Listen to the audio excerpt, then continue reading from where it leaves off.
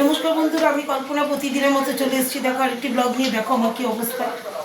আজকে 3-4 দিন ধরে যে দেখো না ব্লগ করছি না, এই যে দেখো মানে গালটা পুরো ফুলে গেছে দাঁতের জন্য কথাই বলতে পারছি না। দেখো কিরকম ফুলে গেছে, মানে কি ব্যথা উঠছে, মাথা ব্যথা, কান ব্যথা, এই ব্যথা, এর জন্য কোনো ব্লগ টক কিছু করতে পারছি না।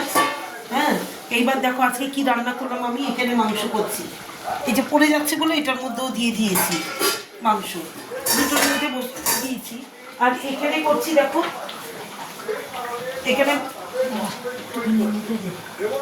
এখানে করেছি এই যে ডাল, এই দেখো মুসুর ডাল।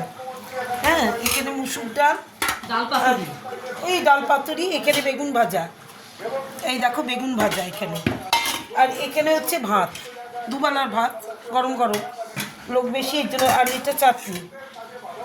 হ্যাঁ, আজকে আমার মেনুগুলো এই দেখো গরম গরম ভাত, এখানে ডাল পাতুরি, এই যে মুসুর ডালের পেঁয়াজ রসুন দিয়ে ডাল পাতুরি, এখানে বেগুন ভাজা, আর এখানে হচ্ছে চাটনি করেছি। চাটনি টমেটোগুলো নষ্ট হয়ে যাচ্ছে এর জন্য চাটনি। আর এখানে মাংস, এই দেখো মাংস।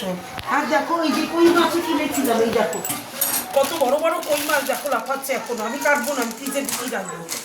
হ্যাঁ, দেখা কই মাছগুলো, এই দেখো, এই দেখো কই মাছও কিনেছিলাম, কিন্তু কই মাছ আমি পারবো না কাটতে। এখন কাটতে গেলে আজকে বৃহস্পতিবার, আমার আর আজকে ঠাকুর পুজো হবে না, আর খাওয়াও হবে না, আর স্নানও হবে না। তাহলে আজকে আমার মেনুগুলো এই। আমার কই মাছগুলো কেমন লাগলো একটু আমাকে একটু ইসে করে জানো, কমেন্টে জানিও।